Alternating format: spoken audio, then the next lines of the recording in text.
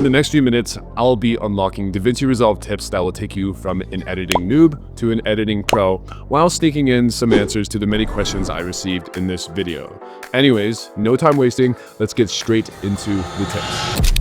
First of all, let's start super easy. When chopping up your clips with Ctrl-B, instead of pressing the back button and then dragging the entire timeline to reattach the clips, cut with Ctrl-B and then press delete, and your clips automatically line up to where you want them, saving you lots of time in the long run. Next, you want your video to look like your favorite movie, but your LUTs just aren't the greatest and you don't have the Connexo pack. Anyways, here's an easy fix. Put your clip and a screenshot of a scene of your favorite movie that exemplifies the look that you're after. Go to the color tab at the very bottom and select the two clips while holding Control. Right click and then press shot match to this clip. Now we can steal the beautiful aesthetics of all your favorites in seconds. What if you're after the quote-unquote film look? Normally you'd have to apply halation, perfect that, apply bloom, perfect that, apply grain, perfect that, film gate, etc. and so on. DaVinci Resolve now has a film look creator effect. Simply drag it on your clip. I personally like removing grain, and just like that I saved a bunch of time and achieved the highly sought after film look. Copy this and put it on all your clips. DaVinci Resolve has automatic captions, but if you want cool trendy ones that actually look good and have a bit of animation to them and you don't want to spend a lot of time making them, then download a free plugin called Snap Captions. Open it up, select your style, change the max fill to 50 frames and then press create captions. And just like that, your video retention went up, your video looks more cool, and you saved a lot of time doing it. AD1, the supplement you see advertised on literally every single podcast, has a new competitor, and I'm excited. Next, DaVinci Resolve has so many awesome effects, titles, and transitions already built in. I find myself coming back to a lot of the same ones, like the camera shake. The camera shake is awesome because it gives this nice little sway to objects. And how do I do that? I simply just apply it to a clip and adjust the PTR speed to 0.1 and the randomness scale to 0. I love it. I love how it looks. I use it all the time. So why not press this little star right here and have it very accessible at all times in this little favorites tab? You could do this to any of the effects, transitions, and titles you see yourself using a lot. Oh man, this next one is so simple but adds so much to your videos and you don't even have to keyframe anything to get it done.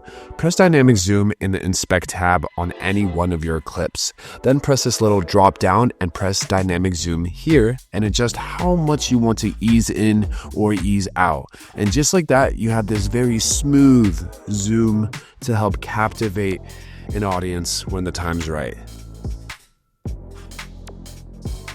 All right. Everybody knows audio is super important. DaVinci Resolve 19 just added this feature, and you should know about it. If you got noisy siblings, a noisy background, or a mic that just picks up literally everything, check this voice isolator in the inspect tab under audio, and your voice should be super isolated. Okay, sweet, you're done a video, but what export settings do I choose for the highest quality upload on any platform that I want to upload on? Everybody has a different answer for this, but after some trial and error, here's what I found to be best.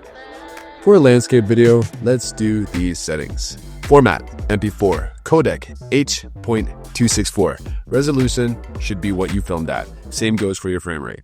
Now, the sweet spot for quality to avoid any sort of compression is 80,000 kilobits per second. Set your encoding profile to high, rate control to variable bit rate, preset very fast, to pass to full. And now what I find to be the most important thing is to go to the advanced settings here at the very bottom and make sure your color space tag is set to rec 0.709 and your gamma tag to rec 709A. Now, when you want to upload a reel, short, or a TikTok, the only thing you need to change is make sure your resolution is 1920 by 1080, pressing use vertical resolution, and then adjusting the kilobits per second in your quality to 20,000 instead of 80,000. And now you're ready for a high quality upload.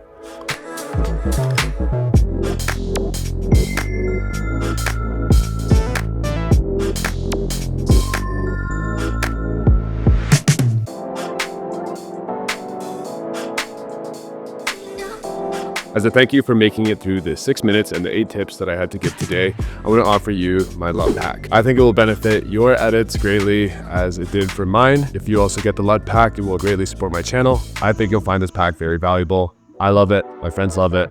I think you'll love it too. Right now, the viewers of this video can get it for 50% off using the code 6minute on Gumroad. You could find the link in the description of this video. If you're interested, don't miss out. I think you're going to love these 8 LUTs. Let me know what you think if you end up trying them. I know I went through a bunch of these tips really fast, but regardless of that, I really hope it helped you if you're new-ish to editing and DaVinci Resolve. I'd really appreciate a like, comments, and a sub.